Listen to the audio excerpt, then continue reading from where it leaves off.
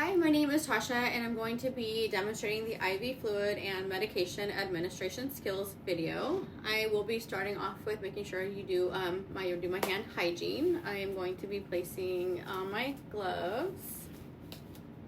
I've already gathered all of my supplies today, which includes the primary fluids, alcohol swabs,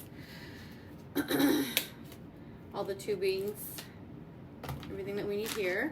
I'm going to verify that the physician's orders are in the MAR. I'll verify the 6 rights of medication administration, the right patient, the right drug, the right time, the right documentation, right dose, and right route. I have primary fluid, a macro drip set to 15 drops per minute. We have our piggyback medication. Our doctor has prescribed 250 milligrams of amoxicillin to run over 15 minutes. This is supplied in a 100 milliliter piggyback. We've already have the medication labeled. I did verify that this is the right medication for the right patient.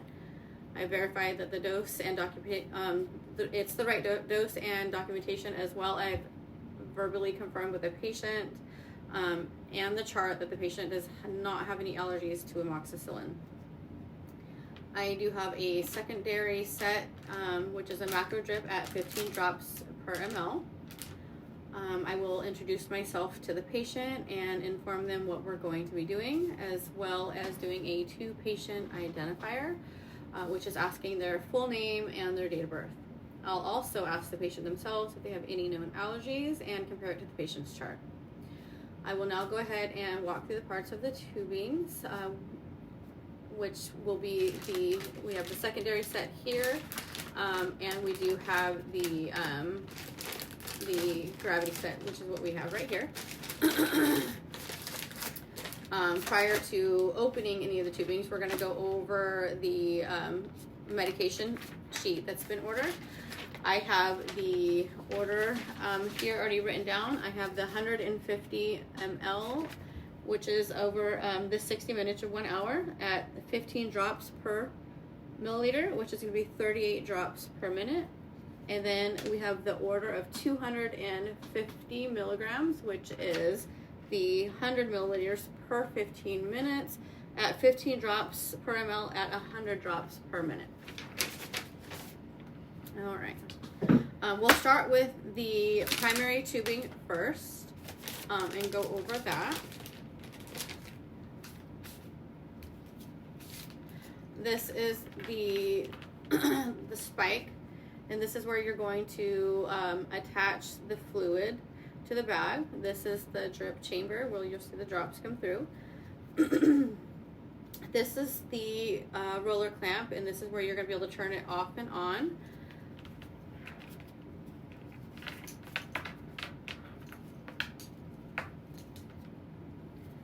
This is the Y port that goes into the secondary piggyback line, and this last connection here goes into the patient's IV site. Now we're going to pick up our fluid. You want to start by taking the red top off, and you'll want to take off the top off of the spike, and you want to be careful making sure that everything is sterile, and you'll want to connect the spike to the bag. So we're going to spike and prime our primary infusion, making sure that everything is closed as well. So on our tubing, we have our spike, and this is to remain sterile, like I said. This is what's introduced into our medication bag. So we do have here is our drip chamber, and this is what prevents the air from entering our tubing. This also allows us to visualize the flow rate. This here is our roller clamp, and then we have our adapter end. Of course, this is the part that goes into the patient's IV site. Okay, so we are going to hang this here.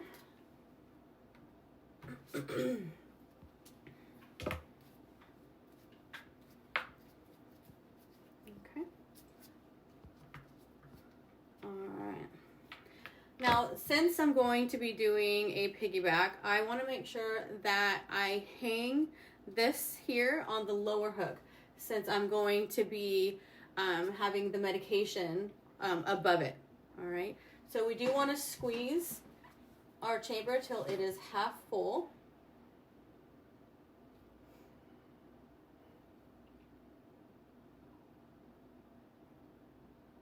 Okay, perfect. So now that we have it half full, then we want to slowly open up our roller clamp until the fluid has filled our tubing.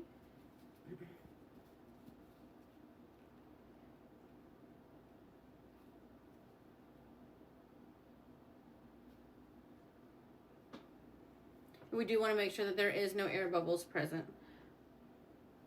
Once we've done that, we're going to close our tubing. Okay. Now we're going to use our alcohol prep, and we're going to want to clean our patient's IV site with a saline lock. However, we're going to be attaching it. So we'll take it off and then we will attach it. I'm going to give that a minute to dry, and then we're going to attach our primary tubing. So once I do that, I'm going to end up going back to our clamp and our tubing here. And I'm going to slowly open up the roller clamp, and I'm going to calculate our drip rate. So for our primary infusion, we want to do 38 drops over 1 minute. So I'm going to count the 38 drops for a 1 minute time.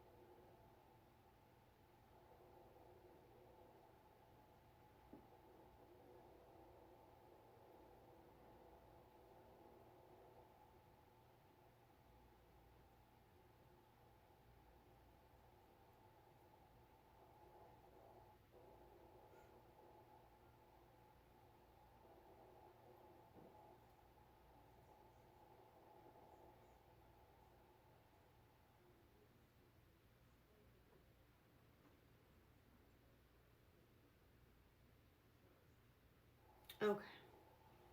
We're going to adjust our fluid to meet our drip rate, and then we're going to count that for 1 whole minute to verify that we have accurate infusion rate. Okay. We are at the 38 drops in 1 minute.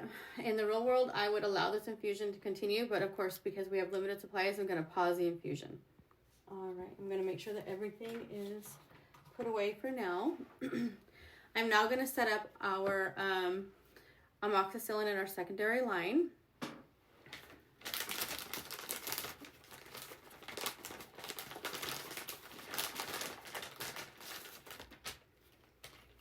So we have our amoxicillin here. All right. We do want to make sure that our line is closed.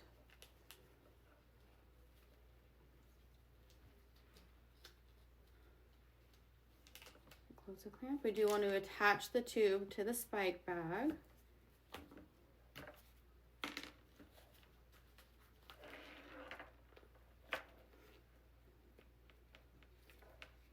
And we're going to hang this one above our primary.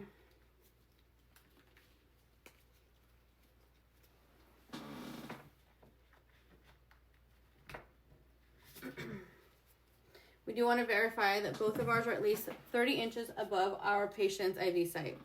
So now we want to squeeze our drip chamber until it is half full.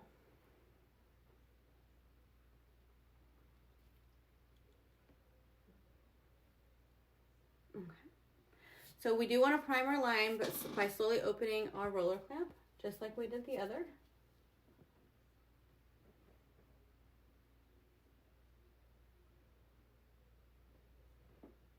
Okay. Until we see that there are no air bubbles in the line.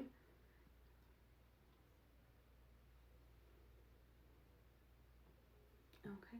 Then we're going to get a new alcohol prep, and we're going to get our Y site. And we're going to clean that.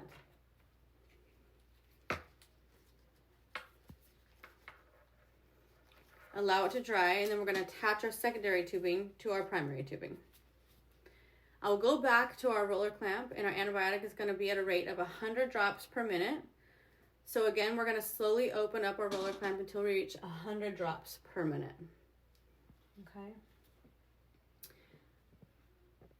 So I'm going to count for a full minute, and that's going to be 100 drops per minute.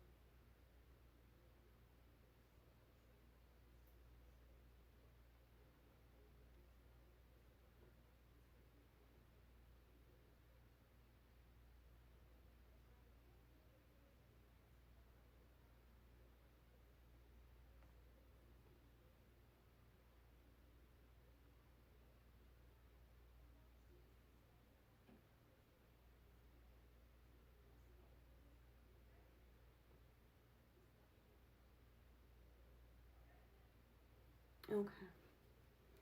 We'll verify and reassess our patient's IV site. We do want to look for any signs of infiltration or any pain, redness, swelling at the site. In that case, we're going to end up turning off all of the infusions. Since the amoxicillin is a moderately high risk for allergy medication, we want to hang out and we want to watch our patient for any signs of hypersensitivity, any reactions, or any anaphylactic, any symptoms, anything like that. We are going to put our patient in a position of comfort. We want to ensure that the callate is going to be within their reach. We do want to remove our gloves. We want to discard any of our supplies. We do want to make sure we do our hand hygiene. We want to document the procedure in the patient's chart, and then move about our day. Thank you.